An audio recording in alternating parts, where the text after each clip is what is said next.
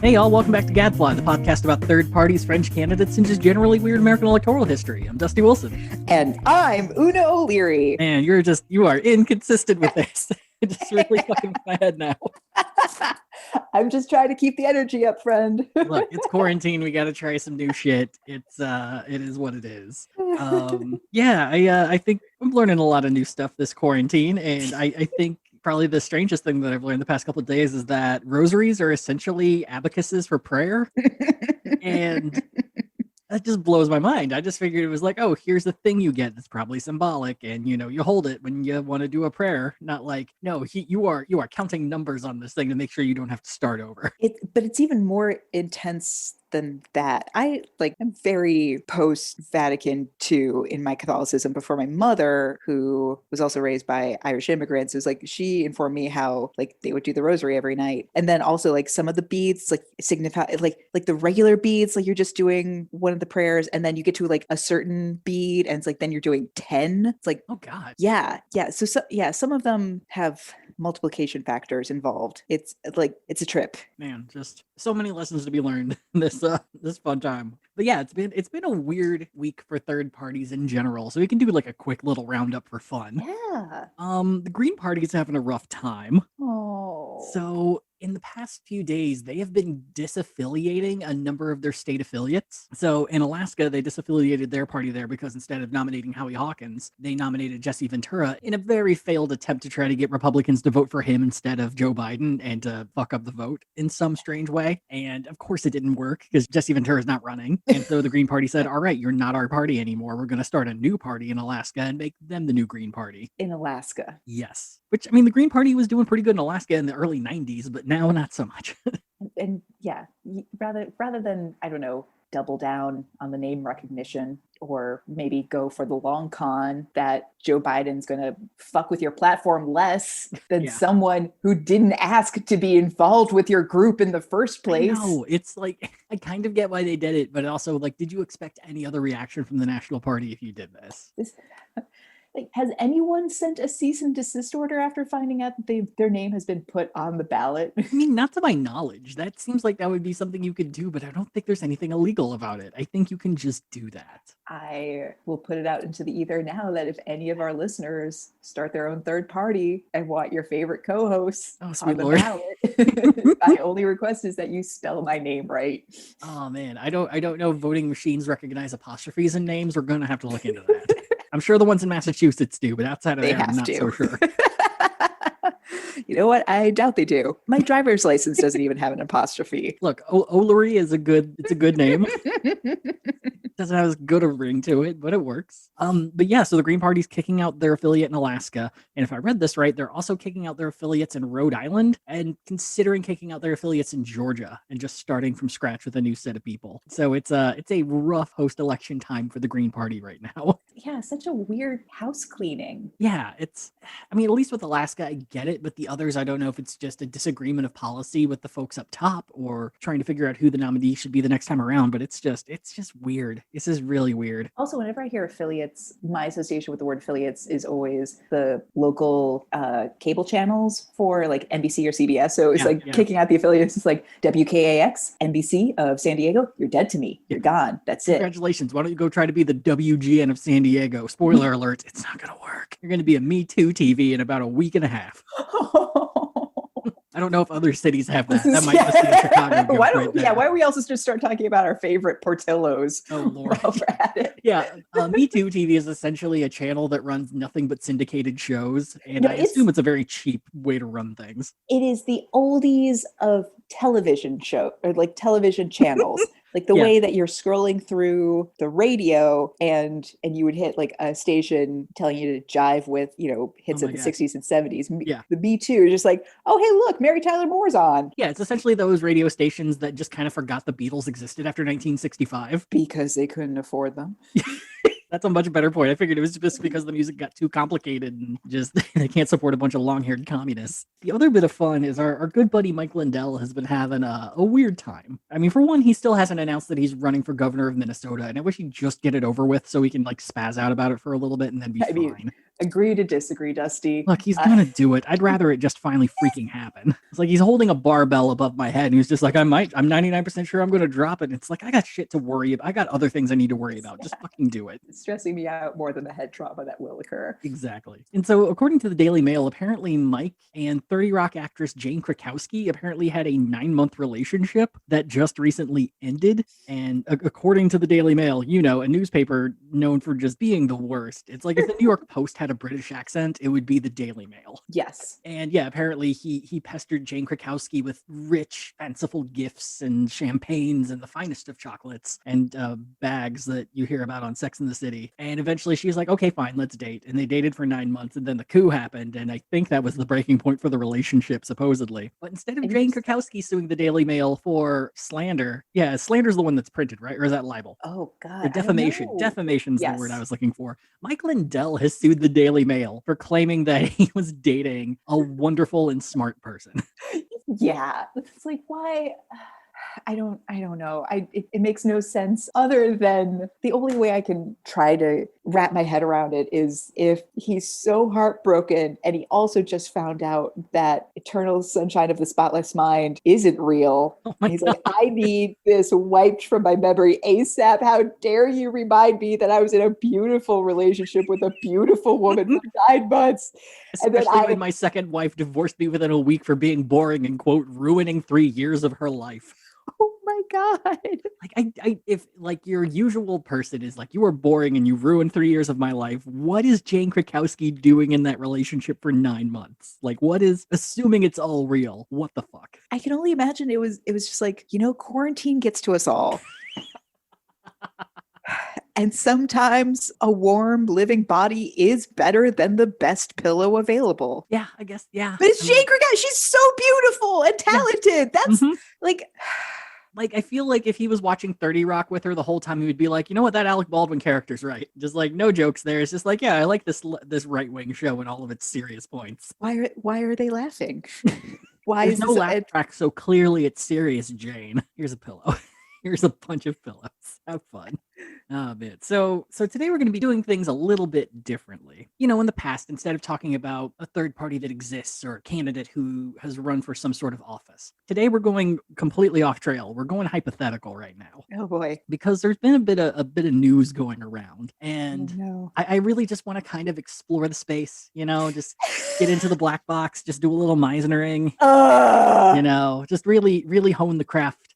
Just be the character, you know what I mean? Fine, Dusty, take me on this adventure. So today we're going to be talking about the hypothetical Patriot Party that was lazily proposed by Donald Trump. Amazing. Yes. Let's dive into these rancid toilet waters. Oh my God. But yeah, this is just going to be a lot of just speculation on our part. We are not fortune tellers. We're not time travelers. You know, we're not paid to do this. So if anything, I want to make sure this episode does not age well. I want people in the future to find this and be like, wow, they were way off because that never happened. Yeah. That's what I would like. One can hope. But yeah, we'll see where we are at the end of this and we can figure it out from there. So, like I said, amidst drafting rage tweets for whenever he's allowed back on Twitter and mentally hate fucking the Biden administration, Trump has taken a couple of moments to offhandedly bring up just making his own political party. Now, I don't think he's ever said anything in public about this, and any sort of mentions of this Patriot Party have kind of come up from associates or people leaking to the press that it's like, we had a really serious conversation about this. And he's like, you know, he's serious about it. We're just gonna do this. But as of right now, really nothing is official and nothing is settled. But it's such an intriguing idea that I just want to get into it. And weirdly enough, the name that he settled on, the Patriot Party, is actually fairly original in the world of American politics. It's only really kind of existed in 3 separate entities, and none of them have really run for office before, which blew my mind. I figured at least someone would have stepped forward and been like, we're the Patriot Party, here's our flags, everyone gets one, vote for me. It's almost like it's too obvious. And people are like, oh, exactly. No. Yeah, it's like you're in a pitch meeting and you're like, everyone knows that joke. I gotta bump this up. Surely there's like 5 Patriot Parties out there, right? Yeah. This is like a first draft name. Yeah, it's exactly. Yeah, it's like the placeholder Bob Smith. He works at store. He loves the woman in the story. Ariel. Yeah, the woman in the story is listed as blank but attractive. And doesn't know it. Nope, she has no clue. She's the whole reason for that One Direction song. I Oh no, her how name's cute that Old Timey, sounds. maybe. I think she works at a bookstore, or her parents own a bookstore. Either which way, she doesn't really work, so she has a ton of time to devote to Bob Smith and his various job. This is great. We're gonna make all the money from this. But yeah, you're right. It's Still. just so freaking generic that it's just mind blowing that it's accidentally original. So the first time you could really point to the Patriot Party being a third party would be around the late 1960s.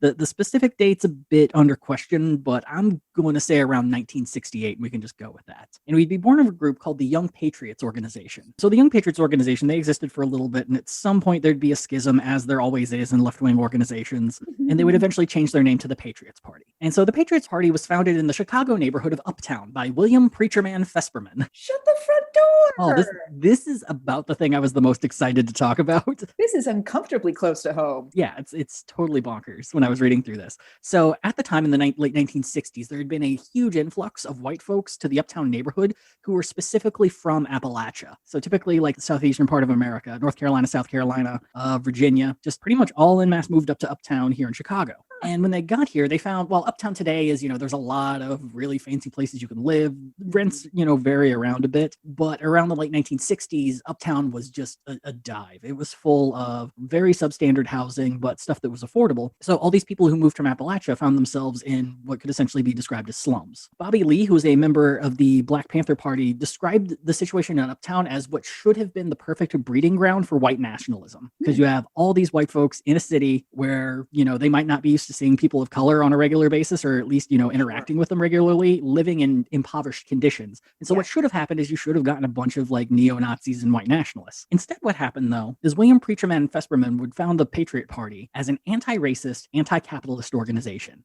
Hell yeah. One of the things that Bobby Lee also noted, that the reason that he did this is pretty much everyone who was in this group had a relative who was in the Klan, and so they knew coming to Chicago what people would assume of them. And they wanted to be like, no, that's what we left. Exactly, yeah. And so when they got to Chicago, they were facing impoverished conditions, but also discrimination. And I'm not gonna say being from Appalachia gets you discriminated against, or at least nowadays it's just mostly people make fun of the way you say Ahia in Missouri. But it does bring about a connotation that if you come out with that accent, that you're clearly less intelligent, you're less knowledgeable of anything. The guy from the western part of North Carolina, he definitely had a chip on his shoulder about his accent, which is a shame because I was like, I think it's kind of sexy. Oh, well, that's very kind of you. But yeah, it's like the way I talk here in Chicago is incredibly different the way I talk, say, in Athens, Ohio, where it's just like I just let my jaw relax and just talk. And but if you talk with a southern accent and say, hey, y'all, here's what we got here for the upcoming numbers. You see that number right there? It's retching on up to the top. It's going to be great. People don't really take you seriously. So they wanted to come to Chicago to be in an environment that they wanted to be in, but they didn't want to have to hide their Appalachian heritage. And so they formed this organization as a way to be able to fight the powers that be in Chicago, but also celebrate where they're from. So they would grow this organization in Uptown, and in doing so, they created a free breakfast program, which I'm just imagining being the best damn sausage and biscuits you've ever had in your fucking life. Ooh, yeah, sign me up. Why don't we do that more often? I know, right? It's so great. They also started a community clinic in Uptown as well, and created various programs for financial assistance and the like. But the group's work would end up catching the eye of probably one of Chicago's greatest heroes, a dude by the name of Fred Hampton. I'm not going to go super deep into Fred Hampton's life. There's an amazing episode on the Dollop podcast about him. But the general gist is that Fred happened to be the chairman of the Illinois Black Panther Party, and he made it his life cause to bring about social change in the city of Chicago. And it should be noted that he was 21 when he became the chairman of the Black Panther Party in 1968. I've done nothing with my life. No, Fred Hampton's a very unique individual in that regard. So in 1968, Fred would create the Rainbow Coalition, which is not affiliated with Jesse Jackson's org of the same name, but Jesse would full on steal the name for his own purposes in the 1980s. Oh, so Jesse kind of got his own comeuppance when New Alliance Party started stealing his Rainbow Coalition. 100%, yes. Oh! I'm not going to lie. Fred Hampton's Rainbow Coalition, infinitely cooler than Jesse's. So Hampton's Rainbow Coalition was a major multicultural group made up not just of the Black Panther Party, but far left groups made up of pretty much every single identity and culture and heritage within the city of Chicago. For instance, Fred would bring in the Young Lords, which was a Puerto Rican group founded by Jose Chacha Jimenez as a Puerto Rican liberation and cultural group. Other groups would end up joining, such as Lincoln Park Neighborhood's Poor People's Coalition, Students for a Democratic Society, the Brown Berets, which were part of the Chicano movement in America, the American Indian movement, and the Chinese American youth organization, the Red Guard Party. But also, Fred invited the Patriot Party. Bobby Lee, in particular, talking about William Preacherman Vesperman, referred to him as one of the greatest people he ever knew in his life. So essentially the goal behind the Rainbow Coalition is all these groups separately could only do so much in their own communities, but if all of these groups got together and had each other's backs during the various protests and sit-ins and work strikes, then they would have larger numbers and could do far more a lot faster. So say an organization on the south side is holding a protest, you would get the Patriot Party from the north side, you would get all these other groups from all over the city, and all of a sudden what would be a small protest would now just be packed to the gills with people who are supporting them. So Bobby Lee brings up this moment where he went to an event in Uptown hosted by the Patriot Party. And as he says, he decided to leave the event early and by himself, which he noted was an immediate mistake because he thought the Chicago police might be tailing him. And not a couple minutes outside of the building in Uptown, the cops walk up behind him and say, "You know what to do." And so Bobby puts his hands against the wall. The cops start to arrest him. William Vesperman looked out the window to see this happening, immediately canceled the meeting, called everyone out into the streets in the middle of a freezing Chicago winter, and surrounded the cop cars until they let Bobby Lee go. Holy shit. Yeah. That's amazing. It's brilliant. And so it's this thing where just noting that, like, yeah, there are a lot of terrible problems in our racist society, but if we all work together, and also note that, hey, capitalism is a lot of the reason where we are right now, we can get a lot of shit done. And probably one of the coolest things that Fred Hampton and the Rainbow Coalition was working on at the time was they were able to negotiate multiple peace treaties amongst the various Chicago street gangs. Fred Hampton in particular, his main tactic in convincing folks to stop fighting was telling them, Mayor Daley wants you to fight. And the more that you fight, the richer he gets and the more opportunity he has to line his pockets while all of you are fighting over what little bit he's willing to give you. Beautiful. And so, of course, as things are in the 1960s, 8 months after founding the Rainbow Coalition and creating so much change, the Chicago police and the FBI assassinated Fred Hampton in his apartment. Oh, Jesus. They would claim it was a justifiable homicide, but people would also note that they kind of shot him point blank twice in the back of the head. In the back of the head? Yes. They literally executed Fred Hampton. Wow. And yeah, so this would essentially be the high point of the Patriot Party here in Chicago. Over the next couple of years, the COINTELPRO program through the FBI was going after all the far left organizations and essentially arrested every higher up within the Patriot Party movement. There was a moment where there was a group in New York City of Patriot Party members who were arrested under weapons charges. And literally all it was for is they were removing items from a car, and it was a shotgun, a couple of pistols, a few knives, what is described as a little amount of marijuana, and 50 barbiturates tabs. So, like, yeah, the barbiturates will probably get you on, like, intent to deal or something like that. But last time I checked, owning a shotgun and a couple of handguns isn't against the fucking law in New York City. Nope. And I'm sure there were IRA members, like, walking right by with tons more unregistered guns in a handbag. But no, that's the cool one that you can support across the sea. It's totally fine. Oh, man. Yeah, so that was the first instance of that. The second would be a lot shorter lived. It would essentially come about through the United Citizens Party of South Carolina. The party was founded in 1969 and it was created due to the fact that the Democrat Party in South Carolina had absolutely no interest in ever nominating a black candidate. So by 1970, the party would end up getting 3 candidates elected to the State House of Representatives, a feat that hadn't been accomplished since Reconstruction. Wow. And the party would continue on, and as the most racist leaders of the state Democrat Party would leave for other parties or just finally fucking die, the need for the United Citizens Party became less and less. By the early 90s, the party had become a bit of a husk of itself, mostly just endorsing Democrat candidates and very rarely running their own. But they had found that they had a bit of a niche. So they had become a major party officially in South Carolina. So if a third party came to them and really wanted to be on the ballot as a presidential nominee, you could get on the ballot a lot easier if you were able to woo the United Citizens Party. And weirdly enough, this party had actually kind of caught the attention of Ross Perot. Oh, Rossi. So in 1992, the United Citizens Party changed their name to the Patriot Party, and in 1996 endorsed H. Ross Perot for president.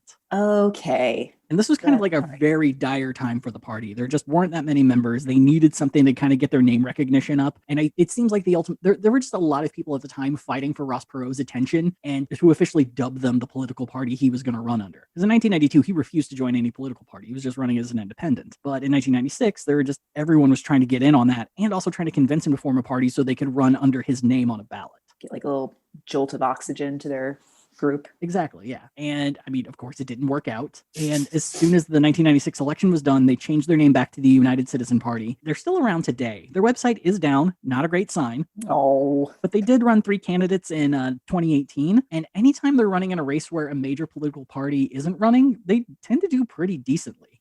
Huh. But they're kind of just a husk of their former selves. Oh. And just some fun facts. After they endorsed Perot in 96, in 2000, they would nominate Ralph Nader. In 2004, they would select Socialist Party USA nominee Walt Brown. And in 2008, they endorsed Barack Obama. And that would be the last time a person would run under the Patriot Party banner in a state, in South Carolina. Oh, man. I mean, I'm just amazed at its left-wing roots. Yeah. Well, yes. And there's a reason behind that. Because we're getting to the third one. And the third one is it's a real fucker. It's a real piece of shit all around. But it's also what I saw going around Twitter when the first Patriot Party news came out. Because yeah, you want to associate Trump with just the shittiest people because, it's the same picture. They're the same people. Yeah. So the third one would be a group by the name of the White Patriot Party. Hey, closer to what I had envisioned. Yeah, not great. But, if you ignore, say, the original Patriot Party in Uptown or the Patriot Party in South Carolina, it makes for really good doom scrolling to be like, oh, this is what he's naming his party after. But it gets worse. So, yes, they were white nationalists as fuck. And the thing, though, is they didn't really ever run any campaigns. See, there's this thing in conservative, alt-right, neo-Nazi white nationalist circles called a power level. And a power level is essentially how willing you are to be racist in public without toning yourself down. And so it's just seeing who can scream penis louder in a crowd? Yeah, who can dog whistle penis the loudest.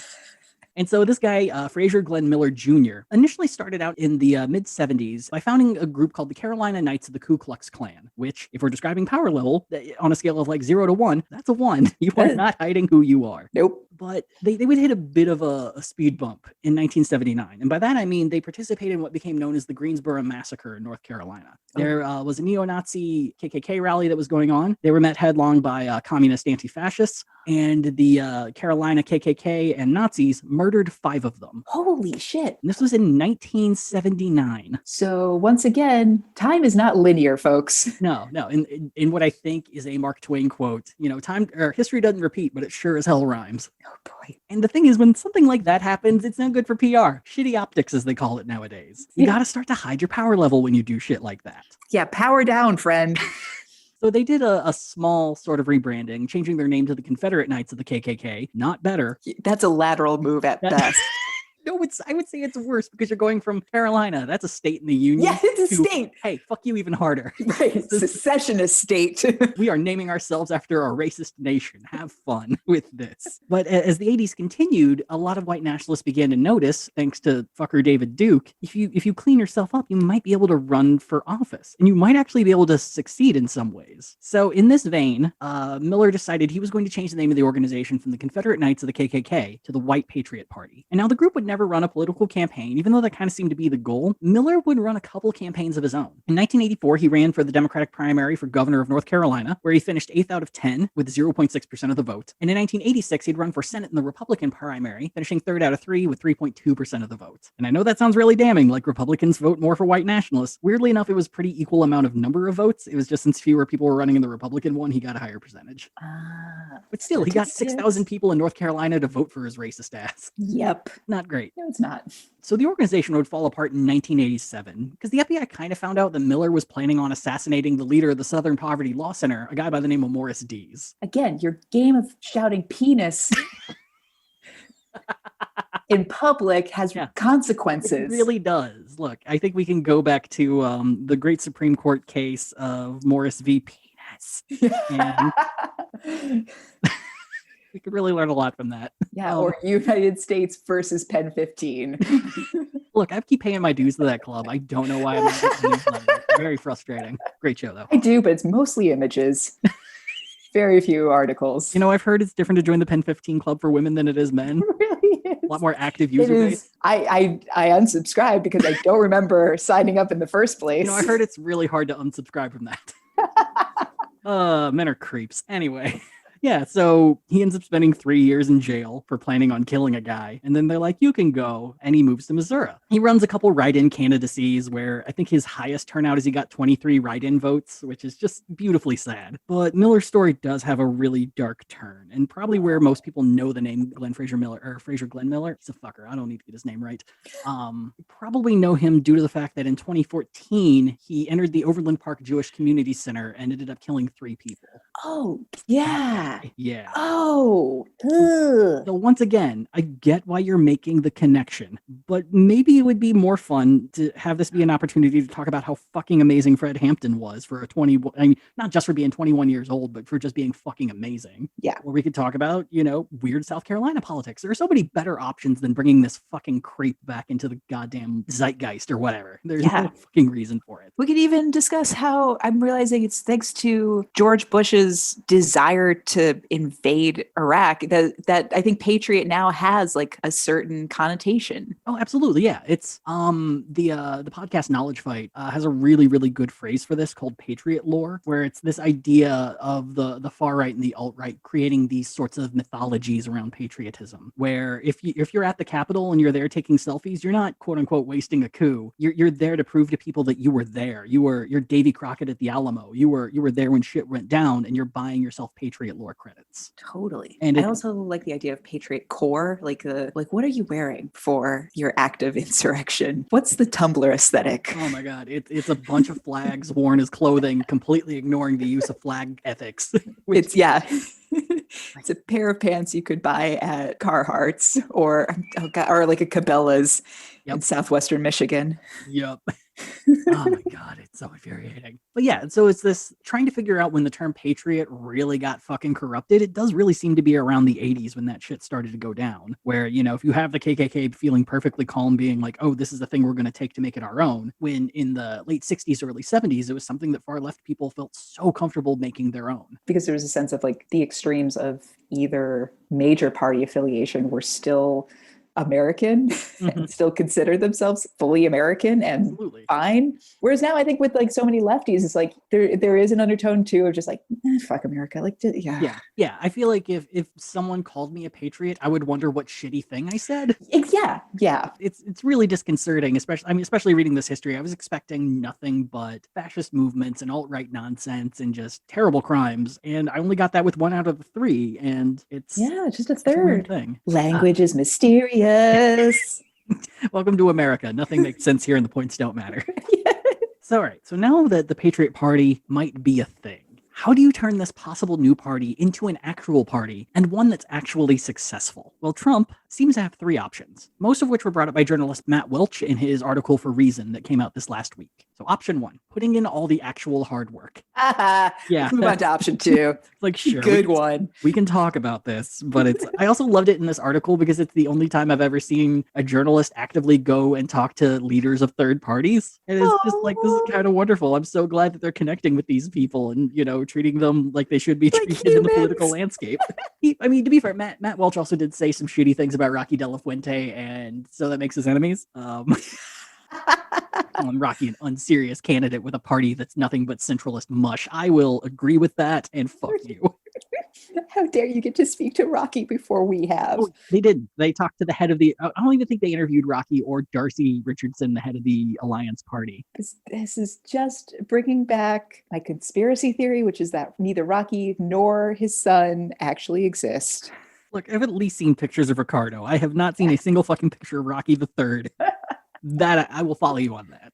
So Trump and his people could put in the actual work, but what does that entail? So technically anyone can just come along and say, hey, I made a brand new political party. We're the Penguin Party. We want to bring back Club Penguin to the internet. Step 1, we need to bring back Flash. Step 2, I'm on board. I know you're just joking, but sign me up. So anyone and their mom can make a brand new political party. You just say it, you get a cheap website, you get yourself a Facebook page, you Photoshop yourself in front of an American flag, and boom. And you start grifting. Yes, you got it. Well, that's the question. That is going to be an ultimate question when we get to the end. I'll put an air pin in that in my imaginary wallboard. But that's far more of a plan for people who want to say that like it's a vanity run for president, or you want to impress people that you went with in high school who are like, oh, what are you doing? It's like, I'm running for governor of Tennessee. You should check out my Facebook. Okay, and then that we need to take offline is the fact that there was a kid from my high school who did end up in local politics in Wayne County and then got busted by the FBI for bribery charges. Yeah, that sounds like a reason to win re-election in New Jersey, but that's just me. Wait, did I say Detroit? No, I said it was Detroit in Wayne Oh, County. I was thinking Wayne, New Jersey, as in Oh, city. sure. Yeah, no. This was Ooh. Wayne County. Anyway, yeah, I should legit tell you this Oh story man, at some yeah, we point might because have to it's, have an Una story time oh, any it is episode. so amazing. All right, but yeah, okay, continue. Okay. So anyone can do this. But yeah, the people who tend to go this route are either people who don't really know how much work is actually going to go into this, or people just running a vanity campaign. And sometimes it is like a delusions of grandeur, narcissism, mental health sort of thing. It really just kind of depends. So the first big hurdle, if you really want to get beyond just doing that, is getting yourself good and legal for campaign donations. So one of the biggest advantages for the last major third-party candidate of our lifetime, H. Ross Perot, is that the dude had a vast fortune that could limitlessly fund his own campaign. And yeah, in the words of Mark Cuban, paraphrased, sure, Trump has that much money.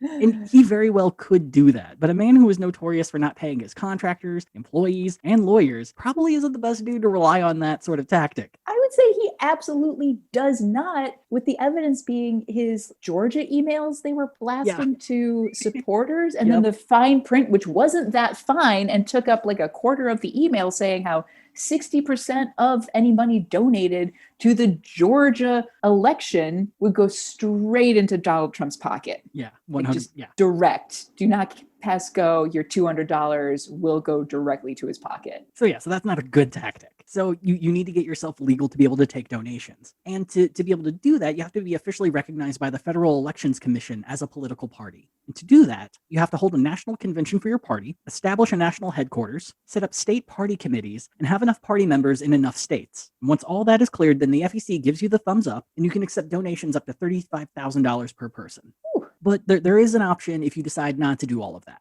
The downside, though, is your donation maximum per person tops out at $5,000. And so you just make it 7 times harder for yourself to collect money if you decide to just forego all the work you really should be doing if you want to have a national political party. But as here's what I love is just as a side note, you've laid out all the hoops and hurdles you need to jump through to be legal to take donations, be they $5,000 or $35,000 an individual. I can just see the FEC early on being like, well, this will keep people from moronically starting up just self-inflated ego responses to becoming president.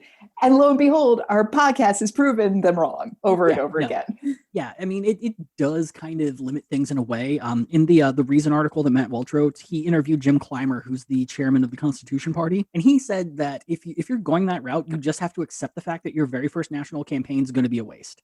You're going to be spending all of your time trying to get your ducks in a row to get this notoriety from the FEC that you're going to have no time to actually run. It's the first pancake. Yeah, it's the first 3 years of a business. You're not going to make any money. It's going to be really depressing, but you do it so you can move on later and be able to focus on greater things. So the other big issue going into this as of right now is that there's already a number of people who are registering the Patriot Party as their own organization with the FEC. So for instance, there is a firefighter from Georgia by the name of Michael Joseph Gall who has already registered a pair of websites for the Patriot Party. One kind of like a national website and another one for the Patriot Party of Connecticut. Don't know why he chose it. He just did.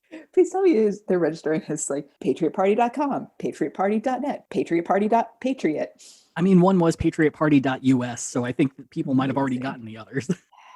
But yeah, and and he claims to be associated with the Trump campaign as well. Just today, there's a guy who has submitted to the FEC the MAGA Patriot Party. It's just some rando from San Antonio, Texas. And the Trump campaign has actively been saying that none of these groups represent them, but they're doing enough to muddy the waters that if Trump and his people don't start acting soon, someone else is going to get a grip into this grift, and they're not going to be able to take it back. Like literally .biz, .us, .cc, that's probably still .wedding. They're all gone. Yeah, it's essentially there's like a little cottage industry starting up where people are just kind of elbowing each other to either be the one that gets taken seriously or to just start taking donations and then fucking ride off. Yes. And of course, none of them are talking to each other. Like, oh, no. If you talk to other people, then that ruins your legitimacy to actually be the leader. This is a worst Highlander series. There can only be 100 websites. Oh my God. Man, they're going to destroy GoFundMe. It's going to be really sad.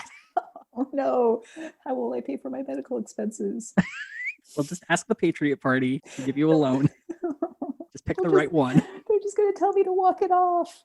So let's say Trump and his people actually get off their asses and get everything right with the FEC in like the next month or so. So the next step is the bane of all third parties, actually getting on the fucking ballot. So one of the fun details of American politics is that we really don't have a national litmus of how to get a candidate on the ballot in every state. There's some basic shit like, if you're running for president, you have to be born in America and you have to at least be 35. But aside from that, states can just make up whatever rules they want. Some stuff could get challenged in federal court or through the Supreme Court, but it's rare that there are victories in that regard.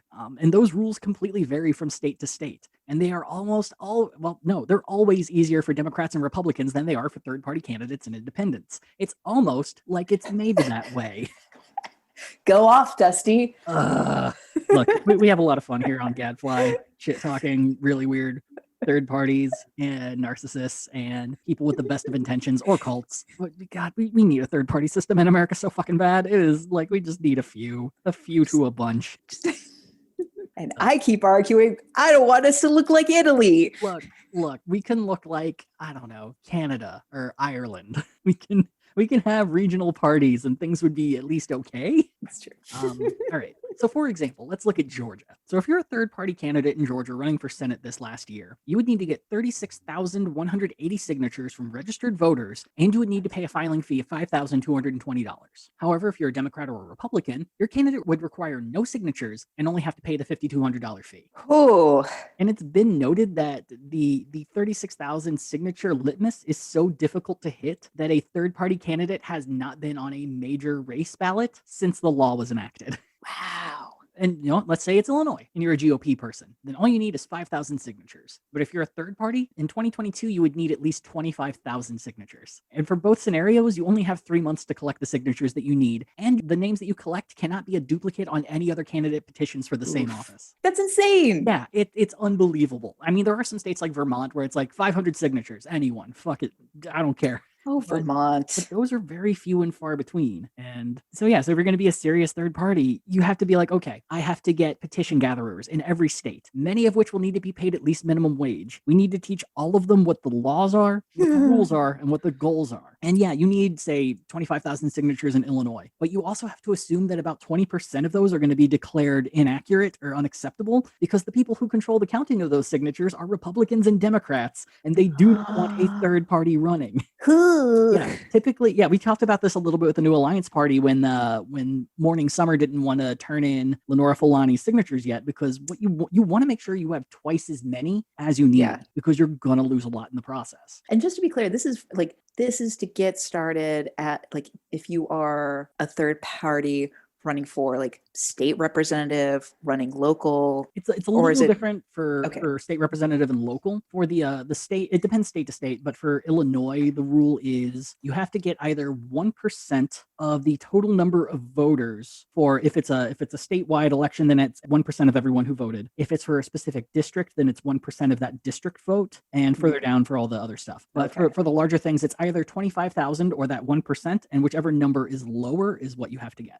This is my thing. It's yes, that's an insane hurdle, a knowingly insane hurdle. Yeah. But on the flip side, for so many of these third parties, just take a few years and build a bench, get a base, start local, stop blowing your wad immediately on national elections. Yeah, and it's even looking at I was looking at Virginia earlier today. I think with that one it's 13,000 signatures, but you have to get at minimum 400 from all of the districts, all the House districts.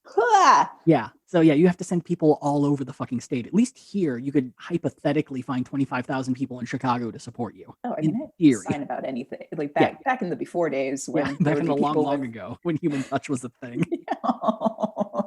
Yeah, if you came up to me with a clipboard, I pretty much signed it. Oh, same. Yeah. Anytime someone's like, "Oh, I'm running for office," you have to do something severely strong for me to not sign that petition. Yeah. So not only do you have to get petition gatherers, you have to teach them all the laws, you have to pay them minimum wage, but you also need someone running the entire operation who knows the ins and outs of all 50 states and DC. It needs more than just some rando grifter to be able to run something like this. And quite frankly, there's really not that many people left within the Trump world that you could really trust with something like that, who are willing to work and maybe not get paid. Okay. Yeah, there were a handful of those people. Yeah, that's something I think you can get away with campaign volunteers or signature petitions, but it stops there. Anything up from there, you have to pay people. Yeah, this isn't, you're not getting paid in experience. This isn't theater. Actually, I can add a second joke to that. You don't get paid in experience. This isn't internet design. What is this, Fiverr? Get the fuck out. Oh my God. Yeah, we found our campaign manager on Fiverr. But now comes the hardest work, as if all of that other work wasn't the hardest. You now have to convince voters that a third party is a better option than what they're currently doing. And as Matt Welch puts it, quote, Americans are third partiers in the streets, duopolists in the sheets. Consistently, third parties poll higher prior to the elections than what they actually get. And it's mainly because when people actually get in there to vote, they're kind of faced with the potential of their consequences. And they're just like, fuck, I can't vote for Howie Hawkins. Like, I know I live in Illinois and a Democrat will win. But what if he doesn't? What? Yeah. We've all been so burned by, I don't even want to say like the reality necessarily of the 2000 outcome, but certainly the story that is told to us afterwards. Yeah. Yeah. Well, yeah, which I was just about to talk about, this whole mythology of the spoiler candidate. And I mean, it's definitely a both sides thing. The Democrats bring it up with the Green Party. The Republicans brought it up this year with the Libertarians. Yeah. And it still doesn't hide the fact that both arguments are complete fucking bullshit. You get the votes that you get. You earn the votes that you get. Right. I would say the biggest third party in America is the people who just don't come out and vote. Yes. 100%. Yes. Yeah. If you want to talk about spoilers, those are your fucking spoilers. It's not the Greens. It's not the Libertarians. And as much as I would love to talk shit about the Constitution Party, it's not even them. Yeah. The pie graph that you and I were sending each other prior to this most recent election, showing how it's like the pie slice of eligible voters who don't vote is larger than the group that votes Republican or Democrat, larger than either side. That is the winner take all group. The people who just can't, like, for whatever, and I don't even want to like diss them because it could be voter suppression, it could be ableism that's not getting them to the polls, but it could also be like, fuck it. Yeah, it's any number of things. Like, yeah, if you ran a campaign that was able to tap all of that and fix all of those problems, oh my God. Shit. But this strange argument of the spoiler actually kind of plays in favor for the Patriot Party if it becomes a thing, because since the casual coup of a couple weeks ago, there's a lot more anger amongst that group to just fuck over the Republican Party. Yeah. And so the idea of spoiling the Republicans for a lot of people who would support a Patriot Party is a lot more appealing. That's like, yeah, we might for a couple of years we're not going to win, but it might teach the Republicans to finally take us seriously if they lose everything. But that's fine, because really what I just want is to watch it burn.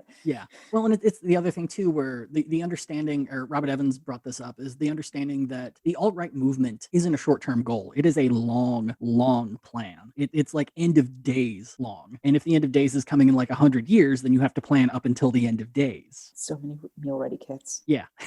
God, we're selling vitamins now.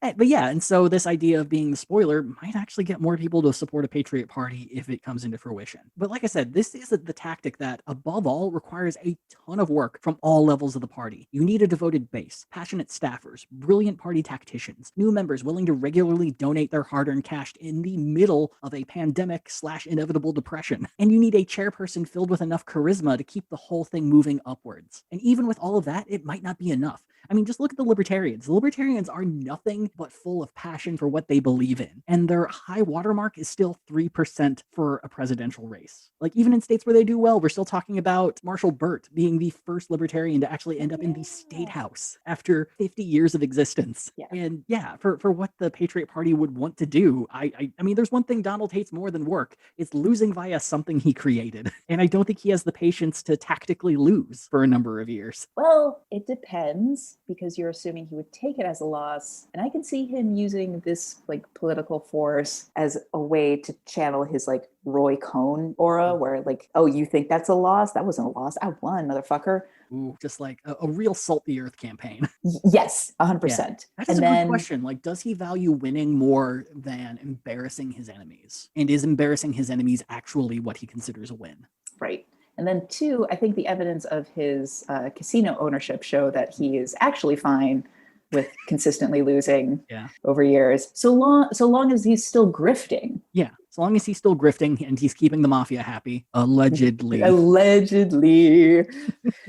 Which brings us to option 2, which is entirely proposed by Matt Welch. I know I'm name dropping him a lot, but his article is so fucking good. And his plan is that you infiltrate and take over a currently existing party. Like a parasite. Exactly like the movie Parasite, yes. Matt notes that the pickings aren't exactly great if you want to go this route. You pretty much can't do any of the left parties. Nope. The Libertarians are good. They do not want Trump. They fucking hate Trump. Still, one of my favorite things after the 2020 election was Scott Walker complaining on Twitter that the Libertarians cost Trump Wisconsin, and they replied with, "Your tears are delicious to us." Motherfuckers. God damn it. But yeah, never in a million years would they let that happen. And they're too entrenched right now for that kind of a takeover to happen. Yeah, the libertarians right now are that ex-partner who you see who actually, or like a friend maybe who is in a really healthy relationship for the first time. It's like now going to therapy and like really taking care of themselves. It's like, I see this toxic behavior and I'm going to walk away. Yeah. Oh my God. And then he brings up the Alliance Party, which is kind of a mishmash of a bunch of small parties who are just, trying to live and be centrist and support Rocky De La Fuente as a good American should, which pretty much leaves Trump one option, the Constitution Party. Yeah. Which honestly, it makes so much sense. So we've talked about the Constitution Party before, back when I considered them one of the three major parties. And after this last election, I think we might have to reevaluate that before 2024. I don't think we could. Yeah, I don't. I think that depending on how this goes, depending on if Matt's a fucking wizard. Yeah, so the Constitution Party for a number of years could be considered one of the three big third parties. Definitely not the biggest, but, they got in. They just squeaked in. And 2010 was probably their biggest year. Former Congressman Tom Tancredo joined the party to run for governor in Colorado, and he'd finish a very scary, solid second place with 36% of the vote. But just as quickly after that, the party started falling apart. Their 2012 presidential nominee, former Congressman Virgil Goode of Virginia, could only get 122,000 votes nationwide, and the party started to splinter into subgroups, each concerned that the party wasn't conservative or religious enough. And this has kind of been the story since then. Very much like the Green Party, local affiliates of the Constitution Party just kind of start putting in their own nominees because they don't think the person they picked is conservative enough. Oh boy. So this last year, the party nominated coal baron and murderer by proxy, Don Blankenship, as their presidential nominee. Oh my God, I tried so hard to put that out of my head. No. We can never forget Don Blankenship or the terrible things he's done. And if you don't know what we're talking about, we have a whole episode on the fucker. He's probably the greatest monster we've ever talked about. And you should absolutely find his campaign videos on YouTube. Oh God, it's so bad. It's like dead inside, but still Satan. Oh my God. Yeah, if Satan just gave up on work. Like if you were in hell and you saw Satan like this guy, you'd be like, hey buddy, what's up? You want to talk about it? Fallen angel on a really long Monday. I thought hell was supposed to be for other people, not me. Fucking cocaine Mitch. I'm going to let a mind fall apart. Anyway, so they nominated that asshole to be their presidential nominee, and he proceeded to just pretty much disappear for the whole campaign, never create any policy for his campaign website, and occasionally tweeted at people who called him a soulless killer for all the people who died in his cost-cutting mines. And the party got Blankenship on the ballot in 17 states, while their affiliates in Virginia and New Mexico gave Don's spot to Sam Tittle, a woman who campaigned with a motorhome that she called the Sam Train, toot toot, and the South Carolina affiliate just chose not to run anyone. Like, selecting Don was a very controversial decision in a party that was already fucking dying. And so with everything starting to fall apart, party chairman Jim Clymer reached out to some of Trump's people to perhaps form a bit of a partnership. Clymer does note that Trump might not be as knowledgeable of the Constitution as he and the party would like. That is one way to put it. It's a very kind way to put it. But they think he lines up with at least 95% of what they believe, and that the other 5% could be swayed via educating him on those policies. And if there are two things Donald Trump loves, it's learning and being told he's wrong about something and then having to learn. This makes me mad because he's saying this and it just feels like, just see the man for what he is and take what you can get. You know, like, accept who he is. Accept the fact that it's like, he probably is your best bet. Yeah. Well, I get why he's so skittish, though, is that if you have a political party that since 2010, every decision that you make causes more people to splinter off, you kind of have to couch some shit. You're probably very gun shy about it, where it's like, look, guys, 95% still an A. Let's just roll with this, please. It's very much, it's a good grade. We got to start selling coffee mugs, guys. TeePublic's going to kick us off if we don't get our numbers up. But overall, it's really not a bad option. The Constitution Party does have direct ballot access in some states, but also enough people are completely unaware of their existence that Trump could just walk right in and redefine it in his own image, and people could just assume he made it, which, I mean, it's kind of a win-win there if you want to completely destroy your own party's history. Yes. However, Trump would still need to convince Republicans to switch parties, which is really why option 3 might be the best move out of them all. And that option is to live in a fantasy world. You're suggesting he doesn't already? I mean, more. Like, expand the fantasy world. It's like, I don't know if you ever did this when you were a kid, but if you're hanging out with friends, you play pretend for a day, and then the next day you just pick up where you left off and things get weirder and more fanciful. That's what I'm talking about. Okay. You keep it going. So back when the Tea Party movement was a thing, it did seem like there was a chance that these particular Tea Party candidates might abandon the GOP and go off to make their own more conservative group. And that was at least until they started winning Republican primaries. And while the Tea Party did eventually kind of come around as a full-tilt political party, it really wasn't needed. Plus, it didn't do that well because it was more so just like cranks who the GOP were were like, no, we're good. We've got the people you could put on TV. You can just you can give us money, please. Do you want crazy? No, we've gerrymandered crazy. But these candidates would declare themselves to be Tea Party candidates, all while running as Republicans, with all the benefits that entails. And honestly, why the hell would you go through all the trouble of making a much harder path for yourself when it already looks like things aren't going to change by 2024? You see, according to the awesome pollsters at Morning Consult, if the GOP primary for president happened today, Trump would win in a landslide. Currently, he holds 42% amongst registered Republicans, with Mike Pence in second place with 16%, and a three-way tie between Ted Cruz, Mitt Romney, and Don Trump Jr. with 6%. All of this is disturbing. Yeah. I'm glad I ate a while ago. And it should also be noted that, as Matt Welch says, Trump might have lost the White House, but he has pretty much won the national GOP apparatus. Remaining state party chairs are all devout Trumpists, with many shedding the posture of any kind of decorum. For example, the Texas GOP has taken a popular QAnon slogan as their own, stating, "We are the storm." Ugh. In Hawaii, a now former party co-chair used their Twitter account to applaud and link to a noted white supremacist and Holocaust denier. You're in Hawaii. And also in Arizona, Trump's self-picked GOP chairwoman, Kelly Ward, just won re-election. Even if it was just barely, she's still there. Win's a win. And so the seeds are already there. And abandoning all of that would undo the strongest chance Trump has of regaining the White House in 2024. But if Trump were to create the Patriot Party as more of a caucus like the Liberty Lobby and endorse his own slate of candidates in GOP primaries across the country, then he gets to have the semblance of making his own party while not having to give up a single one of the GOP major party benefits. It's not just the cheapest, but it's actually the best option. Something that is a dream scenario for Trump. Also, the other thing too is all the marketing is pretty much already done thanks to alt-right Photoshop. Oh my God. If you go on to Google, you can actually find some very well-made slogans and logos for whatever the Patriot Party would be. The animal mascot would be a lion. Naturally. Yeah, it's people have been working on this before this party was even a glimmer in Donald's eye. This sounds like right-wing Tumblr, honestly. Ugh, I hate it. Where 36-year-old boys go to swap images. Wait, so are you telling me that if they just watch My Little Pony, things might be okay? No, because they probably did watch My Little Pony 10 years ago. I did just remember that Jenny Nicholson did a whole thing about how there is a strong right-wing group amongst bronies. Yes. No. And it seems pretty much that this plan's already in motion. As we mentioned a couple weeks ago, Mike Lindell is 99% sure he's going to run for governor of Minnesota. Ivanka, Laura, and Don Jr. are already planning their own set of races for Senate in many different states. And just today, Sarah Huckabee Sanders announced that she's running for governor of Arkansas. If Trump was even slightly serious about creating a legit third party, at this rate, he'd have to wait until 2024. But you know what, Una? Let's say I'm a fucking monster. Randomly, in a shower rage, I thought to myself, I know how this could work. Step one, I demand to be paid up front. Good luck. That is a non-negotiation. You either agree to pay me up front and then pay me before I start talking, or I'm out. But I need a briefcase of money in front of me. But if there's any time to risk making a new hardcore right fascist party, 2022 is going to be the year. And part of that is because the left is probably going to be getting their own new party as soon as 2022. Now, I don't know if you've heard of the People's Party.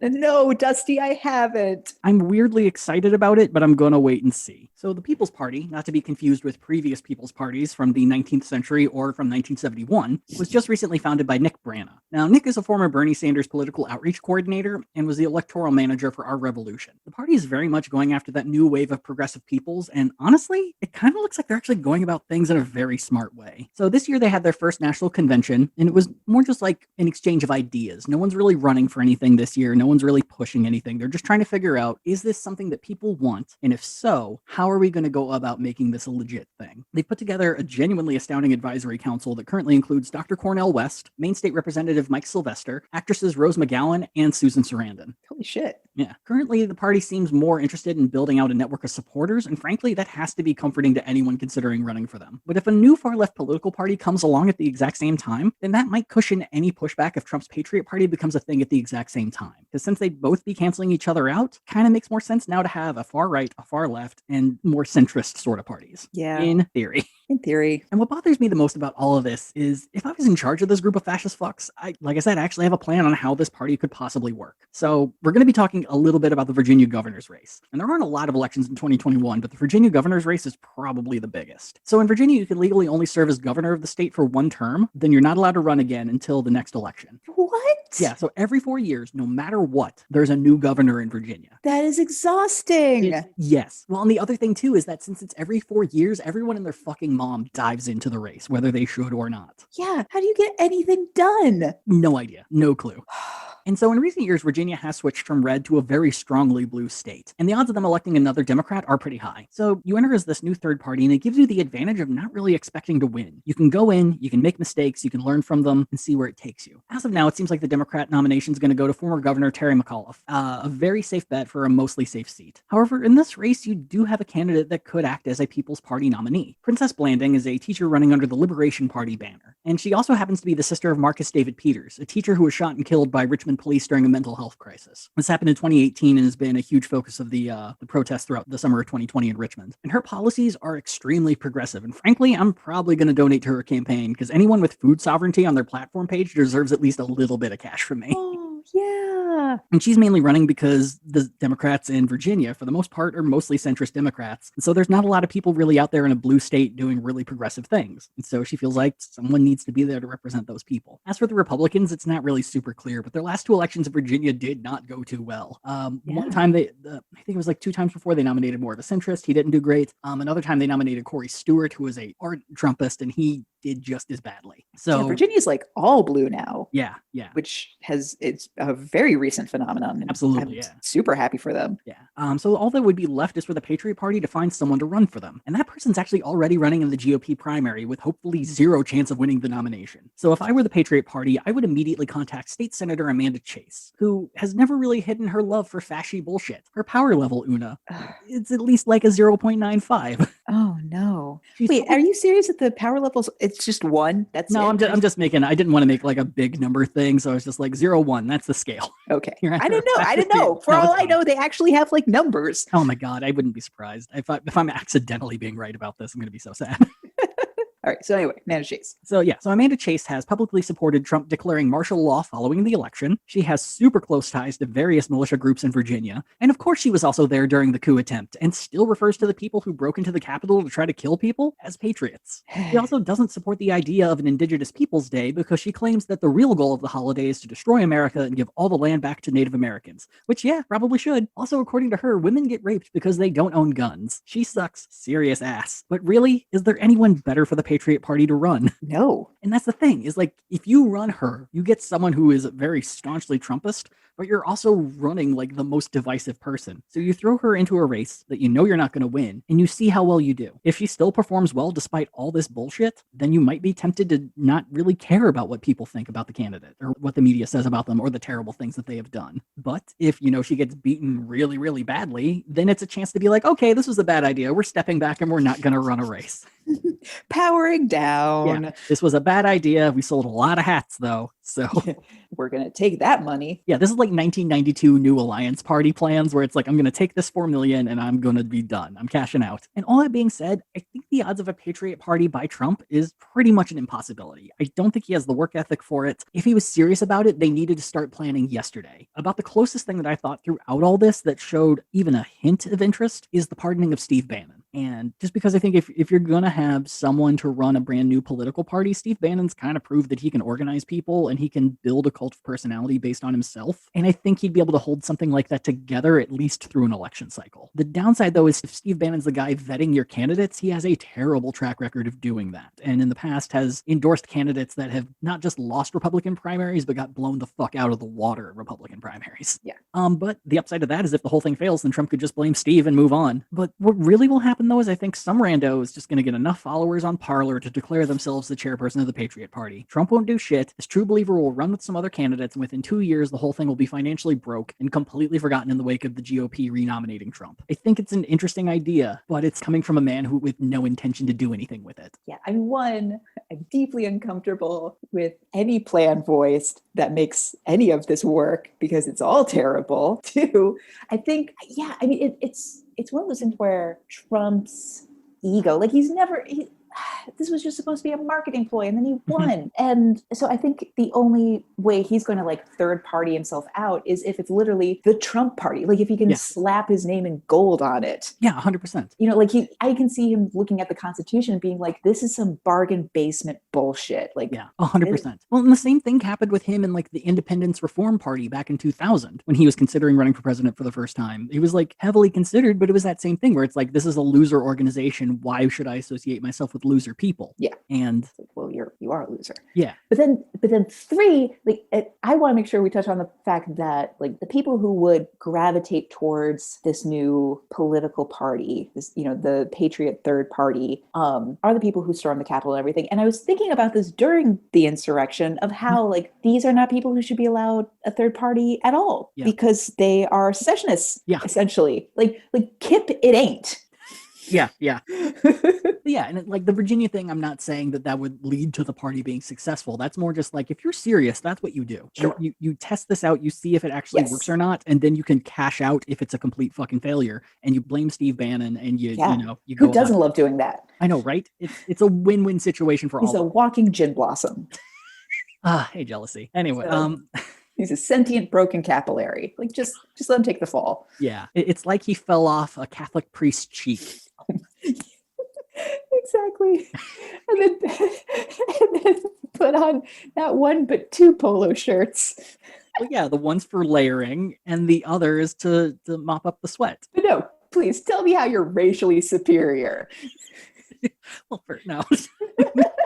But yeah, I think it's definitely one of those things. It's fun to talk about, but it's only fun to talk about because there's no way in fuck it's gonna happen. And like, I'm excited about the People's Party. From what I read, they seem to only want to run in races where Republicans are barely there because they don't want to be spoilers. Honestly, that's where I definitely get jazzed, as we live and breathe in Chicago, which is it's Democrat, and so you just have shades of Democrats, and you hope to get more progressive Democrats into City Hall.